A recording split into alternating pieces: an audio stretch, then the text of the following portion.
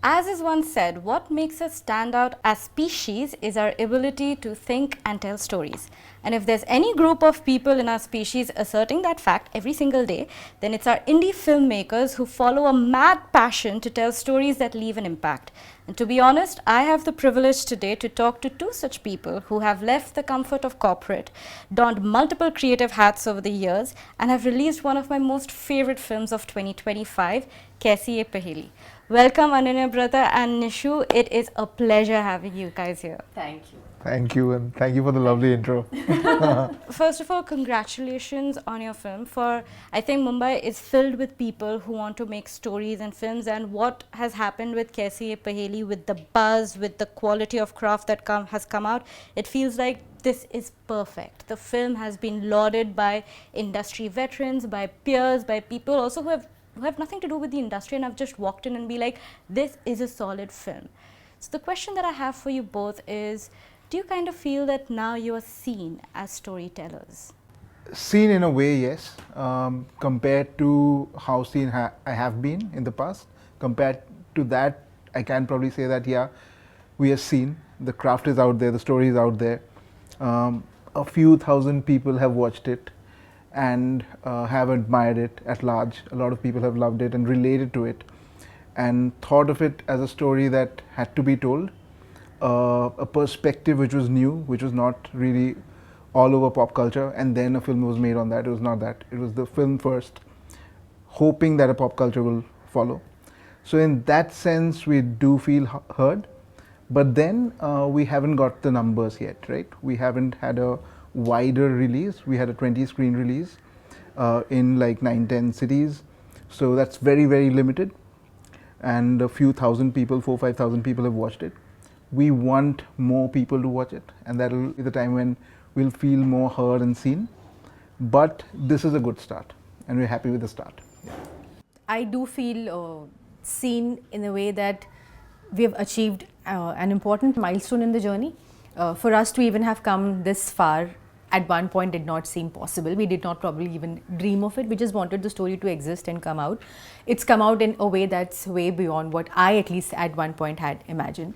So for me to see people walk into the theatres, sit with their eyes glued to the screen and reacting to the story does make me as a part of the story also very, very seen. So for me, yeah, it's been really good so far, and I know there's still a long journey ahead, but at the moment I'm quite happy with where we've reached.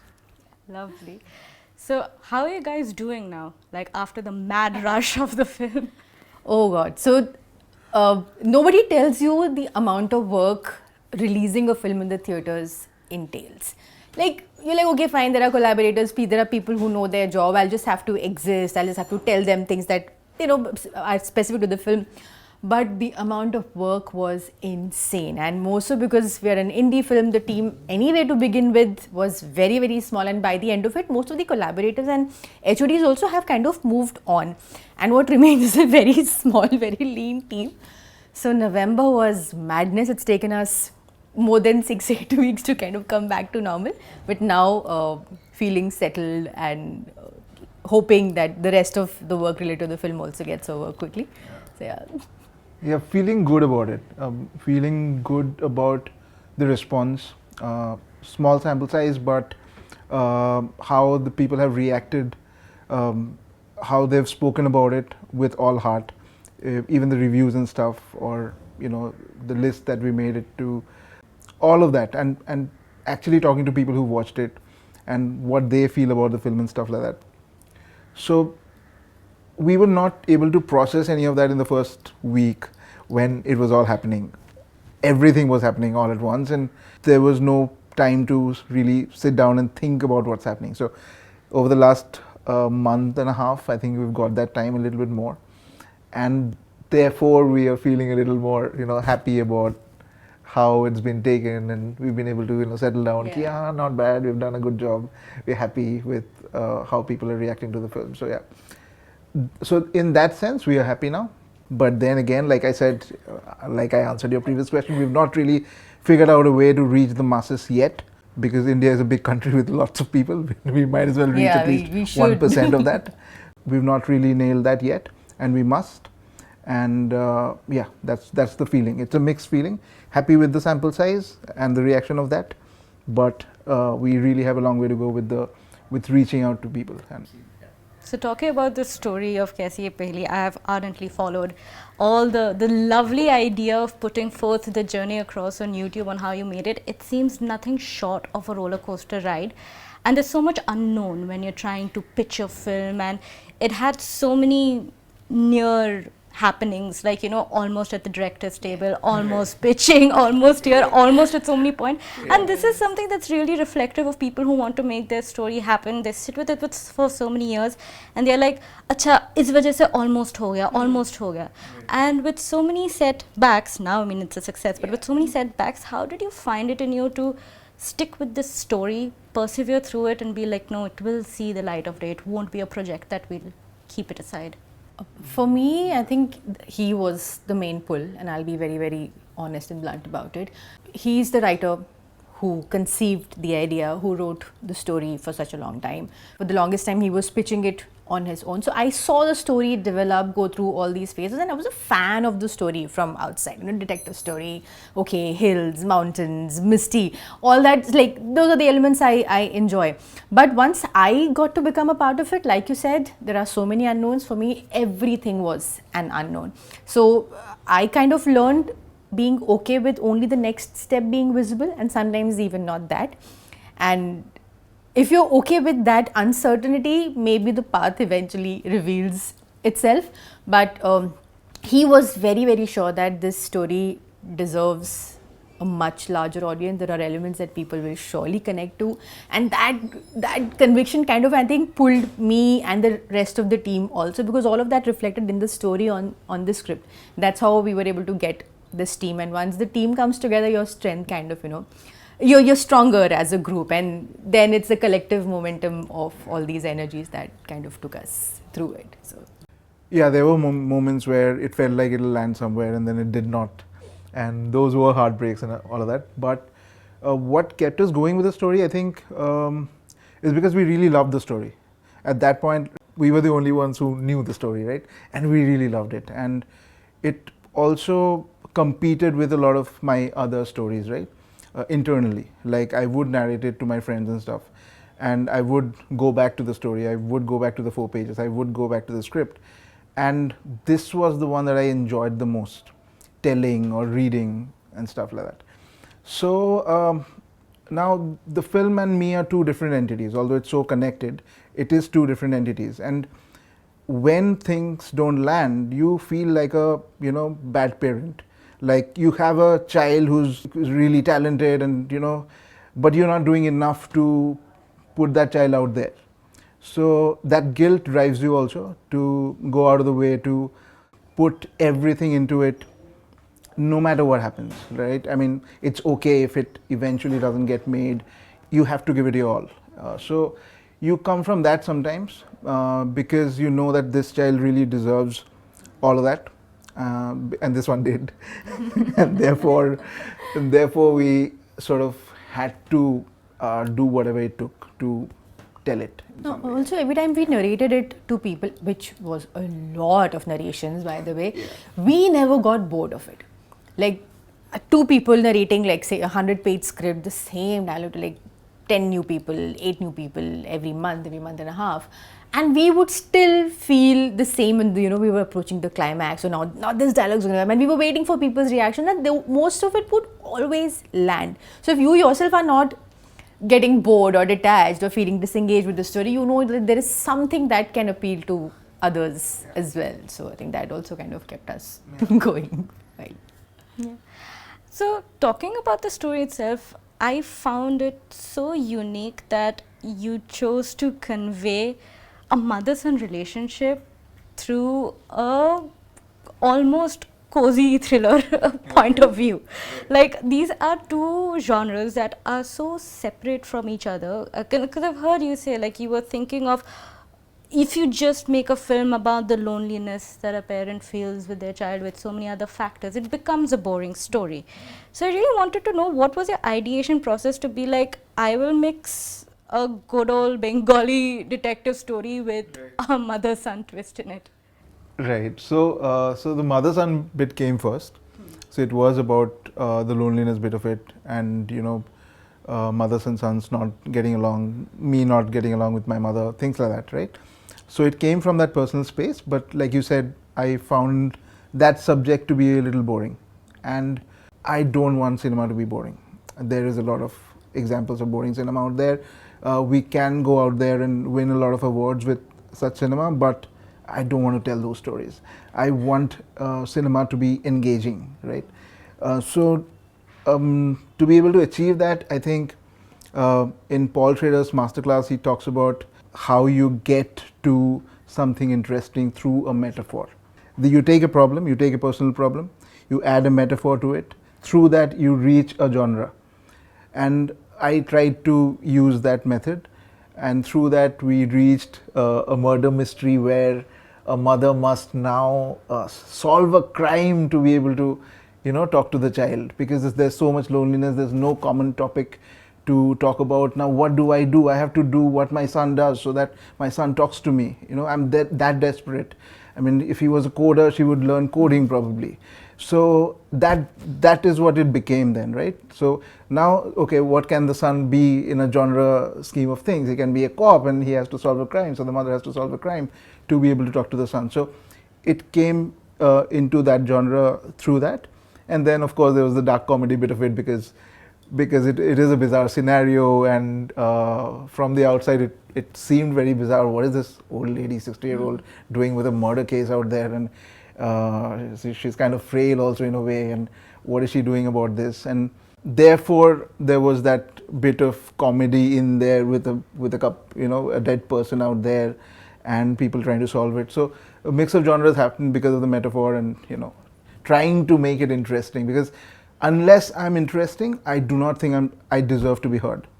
Otherwise, we all have sorrows, we all have pains. What separates an artist from a usual sad person is the ability to connect. And if I do not have the ability to connect, I'm just a wounded guy, I'm not an artist. So therefore, that bit of genre to be able to connect to you, so that you come to my house and watch my story and have a takeaway. So yeah, that's the thought. That's very well put. Masterclass, in case you needed an advertisement as to how well your classes can impact storytellers, here it is. But honestly, it also makes me think of how, in terms of relatability, how sometimes parents, they end up joining Facebook or Instagram to connect with their child on that social media and be like, tabs and hey. So this was a very interesting set. First of all, Deepak Agarwal did a fantastic job with casting. Yes, of course. Like, there were so many faces that I knew, but I couldn't see them from anyone except for who they were playing. So fantastic job on that. And my question to you is, now you had a set where you had people you've looked up to, veterans in the industry, and then people who are as new as you or even newer. So how did you manage it all? So yeah, there'll be the creative management, and then there'll be the production related management. For me, I was a first time producer, so I had nothing to really compare myself to. I just went out there and did things one by one. I think that worked because I did not approach anybody from a higher or a pedestal of sorts. I approached them like, मुझे भी कुछ नहीं आता है, आपको भी कुछ नहीं आता है, ये कहानी है, both of us like it, can we collaborate? And that's how I think most of the team members kind of got together, especially like our ADs who joined us from Darjeeling. They had never even been on a full film set. They didn't really know what a proper call sheet looked like and all of that. So we all learned a lot of things together. We taught each other. So we taught each other filmmaking on the set of this film. And with that energy, with that let's build this together energy, I think it did, the difficulty levels kind of reduced. Had I been a seasoned producer working with absolute first timers, I don't know how I would have handled it. But this became like new, happy, fresh energies coming together and working towards making it happen. So production mein though, at least that's how we worked. We just helped each other out. Yeah, I think it was, at the beginning it was a little overwhelming, but then there are also times when you do not even have the time to feel overwhelmed, right? Like I spoke about the release bit where everything was happening, and same applies for the casting bit of it, right? It was Deepak Agarwal who actually had the guts to reach out to, these people. We thought, okay, we'll make a film. We have this much budget, and in that, let's be practical and let's, get good actors who are not seen or known, but they'll do the job. They'll play the parts well. But Deepak believed that no, hang on, let me take the script and take it, take it to some good actors on your wish list. Let's see how they react. Like, okay, if you want to waste your time, go ahead. I mean, I don't believe they'll even read. He's like, bro, hang on, let me give it a shot. So he had the conviction, he had the contacts, he gave it a shot, and because of him, these phenomenal actors read the script to begin with, and then there's the merit of the script that they liked it and did the project despite we not having sufficient money to, respect the amounts that they usually get paid. So it's a mix of these two things: Deepak's conviction and the quality of the script, that they thought, okay, although this is not a very known, like not at all a known production house and not a known director, but we can still work on this project because we like the written material. So it's that. And was it overwhelming working with them on set? No. So, and we have to give it to them. A Sukant Goel or a Rajit Kapoor can make a new director feel really intimidated. Do I really know enough to direct them? Those kind of confusions and can occur, but they are not those kind of people.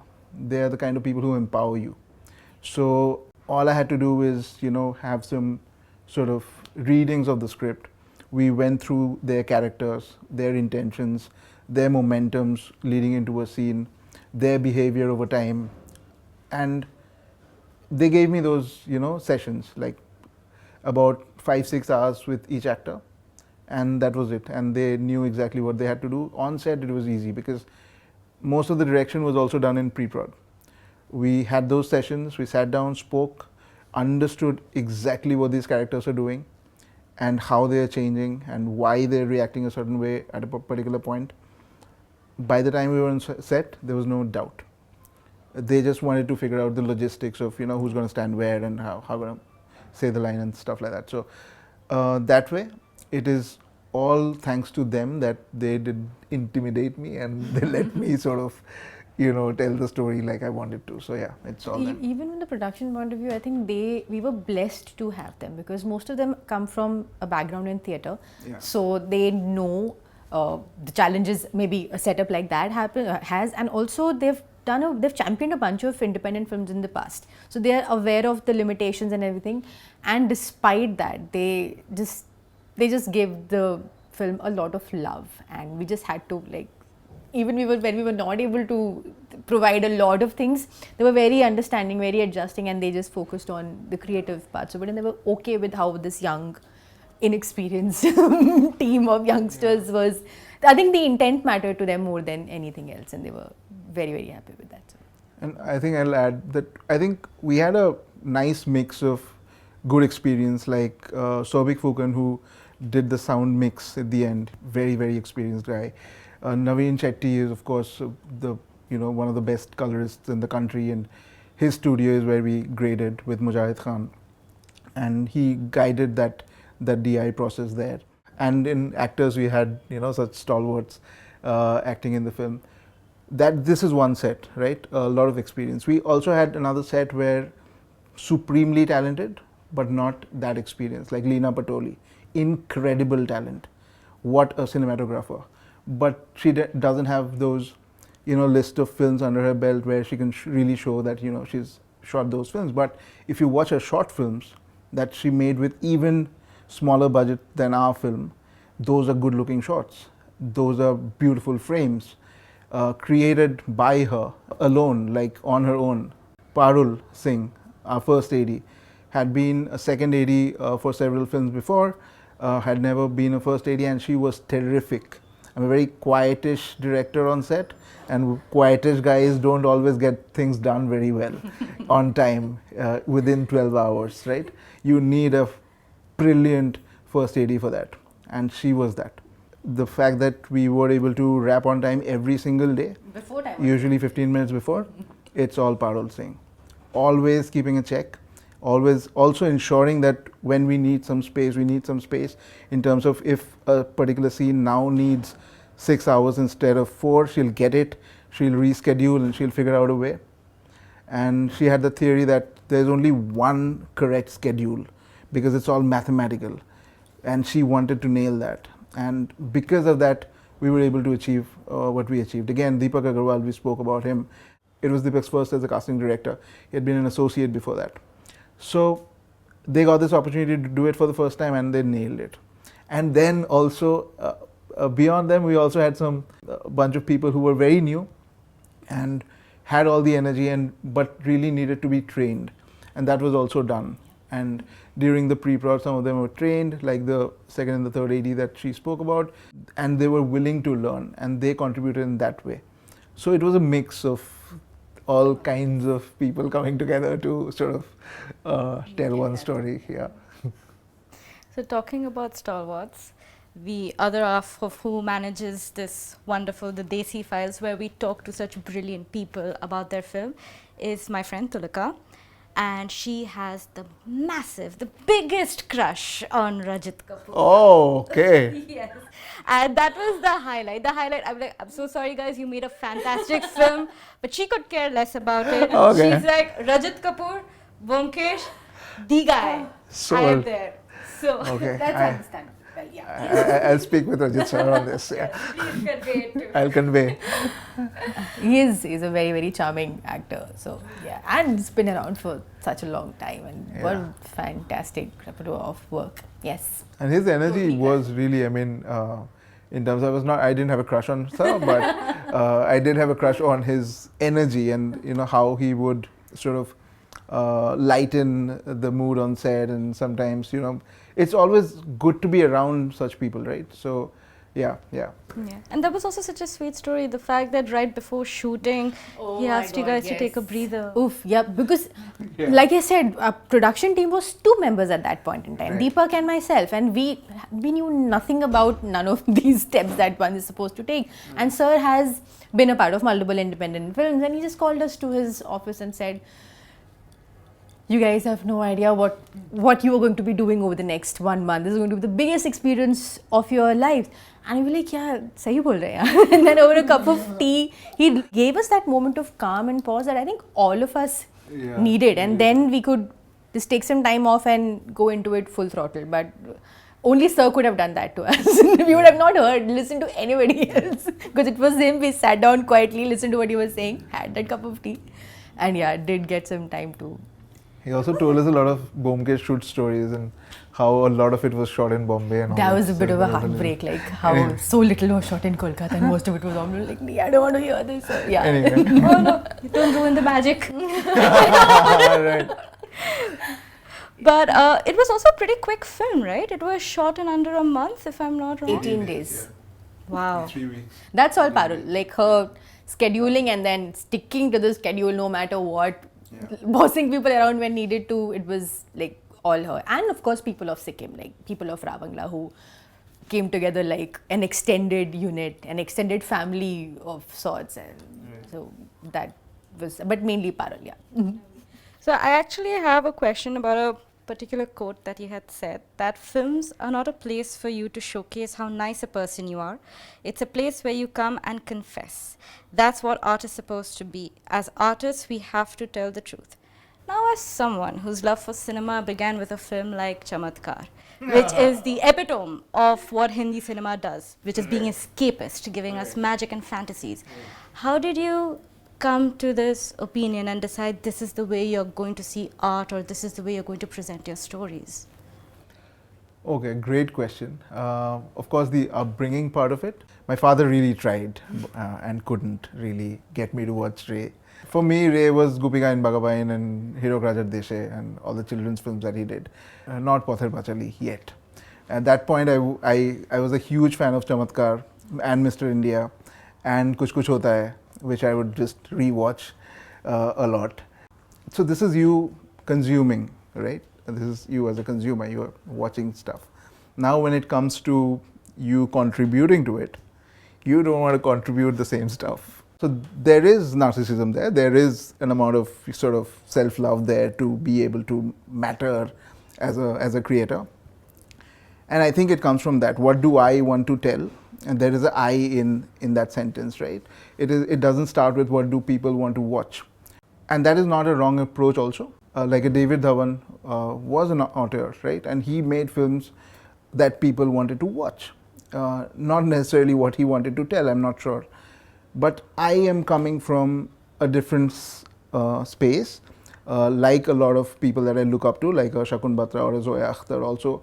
They also come from the space of telling what they want to tell first. So I think that shift that you're talking about from a Chamatkar to a Kaisi Ye Paheli, I think is because of that. There is a bit of I in that, and there is then that hope that there are many others like me who would like to sort of watch and connect with the story. But if everybody starts to think like this, we will not get the chamatkars, and that will be a very dull world also. So nothing against people who are making good andaz apna apnas also. I would also like to make a film like that at some point. Not everything that comes out of me has to be very serious and very wound driven. I also healed during the process, right? So some of that should show as well, right? So yeah, I think going forward, I might have some stories which are based out of wounds, personal wounds, some stories which just seem very fun to watch. So yeah, I think I wouldn't judge that side of things. I would only judge the films which are political in the wrong way, which are doing what politicians do, which are there to whitewash your ability to think and do it in a convincing way at that. Those are the dangerous films. Those are the ones that I'll never make. But I might make something which is mindless, which you just go there and enjoy it, and that's it. It's a ride. Those are okay films for me. It's lovely to hear that. I mean, to anyone who thinks that art is apolitical, with only the lens that only certain kind of films are made, you need to check the spectrum. If art is truly apolitical, then you can't also have the whitewashing films. You need to give up that side as well, which does not happen. And then my question to you, as a writer yourself, is there a separation between the consumer and creator for you as well? I think it's becoming more and more clear only in terms of me finding my voice with more focus and precision.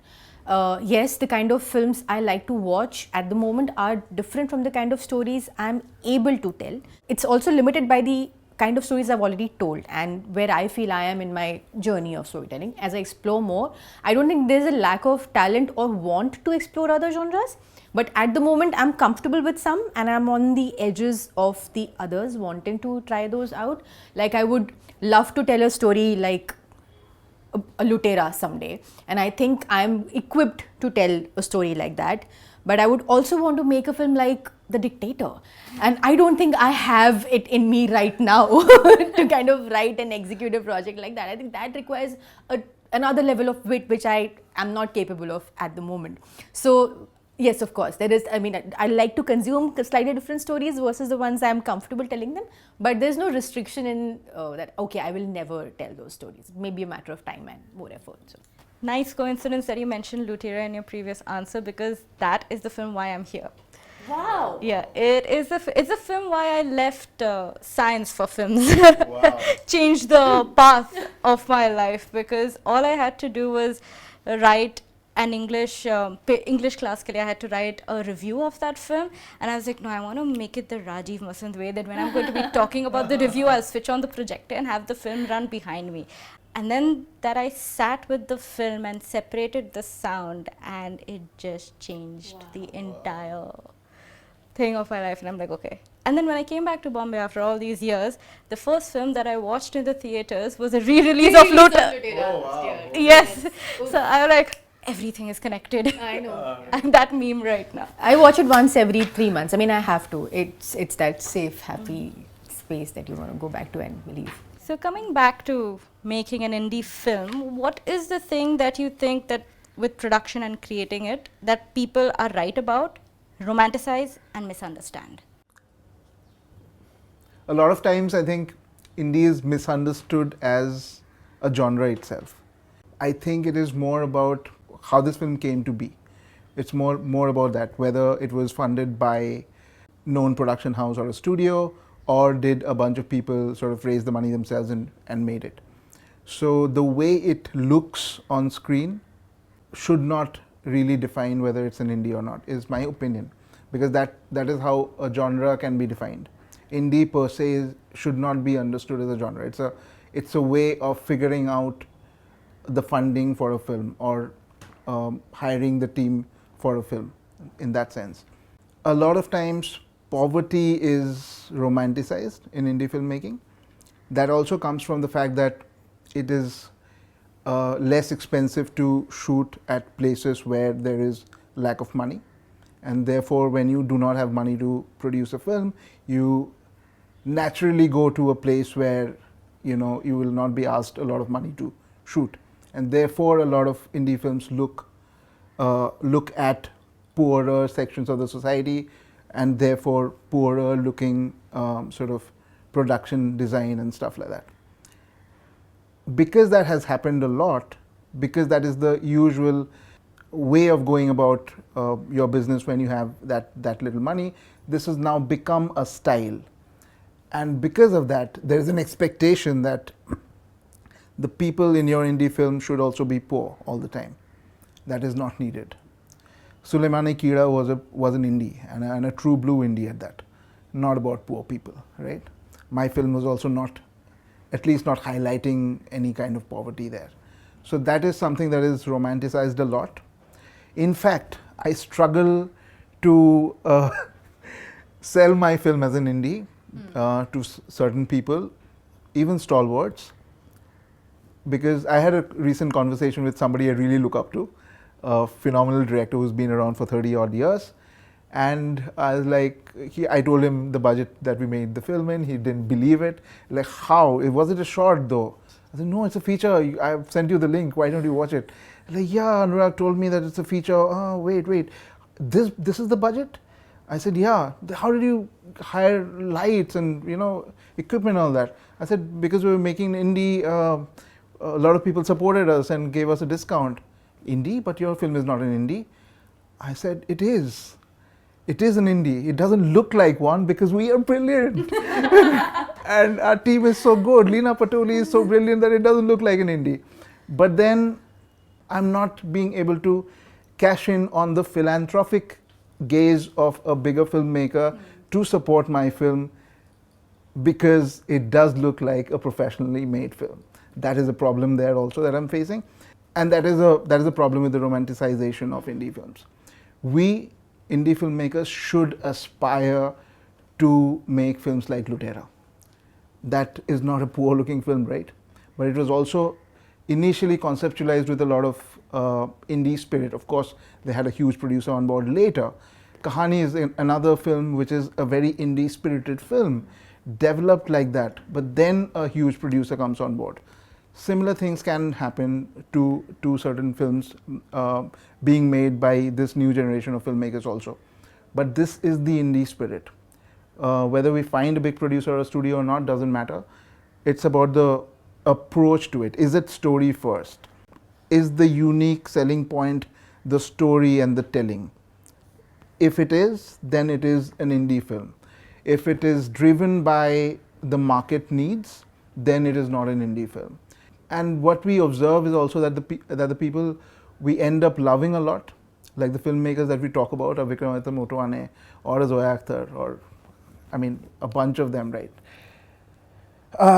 Hitchcock was also indie spirited in that sense, although most of his films were studio films, because they came from the storyteller. It came from one person trying to tell something unique that one hasn't heard before. So I think that is the indie that we need to retain, and we have to be interesting. Recently there was a film called Stolen, which was very interesting, by Karan Tejpal. That's the indie voice that we want.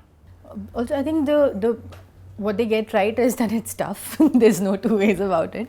It's a very challenging thing to do. What probably I think most of the indie filmmakers, from an outsider before this film could see them romanticizing, was the process. So much so that the product was kind of lost. They watch us because we're an indie film. support us because we're an indie film. Why will I spend 200 rupees and 2 hours of my time if the trailer is not engaging? Yes, you've made it with the indie spirit. Yes, you've made it despite challenges and obstacles and all of that. And I will appreciate that spirit. But at the end of the day, I'm a consumer. I'm buying the product. Why will I buy a substandard product just because you made it with... I mean, I'm at the end of the day spending my money, and that's what we need to understand as filmmakers, that you need to have a solid story first. Only then all the other tamjam around it makes sense. Just that entitlement that watch us, we are indie filmmakers and you're not supporting indie filmmakers. Why should I? If the trailer is not engaging, if I don't think it's worth spending 2-3 hours of my time, I don't think that sense of entitlement kind of bothers me a little bit. Bring a good product, and irrespective of how it was made, it will find its space in some way or the other, is what I feel. Yeah. Loaded answer, no? It's such a sweet question. It's a sweet question. Like, I'm going to change the I'm world going to with my answer. intellectualize. Sab bola. But yeah, so then what's next for Kaisi Ye Paheli and both of your journeys as director-producer? For Kaisi Ye Paheli is, of course, streaming. Like, whichever way we are able to crack it, let's see. That's another, as tough as this was, getting a theatrical release, that's also a complicated space in the sense, again, no stars, no presenters, so we have to chart our own way. Again, that only the next step is visible in your figuring things out. But we have a couple of channels open, so in due course of time it should come out in some way or the other. But I think the want for both of us is that most people should get to watch the film, as many as we can make the film reach to. So, and also, although it was a shoestring budget, it's still a budget and should be recovered. That's the minimum we should be able to do as producers, so that the people who invested get their money back at least. And because it's all very equity based, and that money has to go back. It's better. It's not debt. It's not that they're going to hold us accountable in that sense, but it's a matter of goodwill, and it has to be respected. Money is something which is required for this medium, fortunately, unfortunately, and we can't really say that it's a thing that we don't really care about. No, we've raised it from other people, and it has to go back. So that is one thing that we really need to check. yeah. And then also figure out what we want to make next. We have a couple of scripts ready. We have a Bible which is there. There are a bunch of other concepts that we've been developing. There's 4 pages, 6 pages and stuff. So which one do we really want to make? That call is something we haven't really taken yet. But I think it's better to take it after we've sort of Done with the process for this. we figured out the streaming bit and the returning of the money bit, and then we go to the next one. And hopefully taking it to other countries as well, like we can do releases in other countries, because a lot of friends, a lot of people who've heard about the film have been texting and saying, hey, hamare desh mein kyun nahi hai? I'm like, this process is a little complicated, but we would really want people from possibly anywhere to be able to watch it. So we're trying to facilitate that at the moment. Well, thank you so much for your time, guys. You've been fantastic. I'm sure we can go and yap about this constantly. There's no end to discussions, but I guess there's an end to how much our cameras can keep rolling. So thank you so much to all of us who've heard us. Please watch the film. I don't know when it's releasing, but I really hope it's releasing soon. Obviously, this is not a promotional event. I just love the film and I wanted to... Damn, okay. I mean... It's been like a bit of a brand ambassador. Yeah, it is. I mean, you have to watch the film. they required the 85th crowdfunder from me, so... But guys, please watch this film whenever it releases and stay tuned to the Desiphiles for more interviews like this. Thank you. Thank you. Yay! All right, nice. Pankha.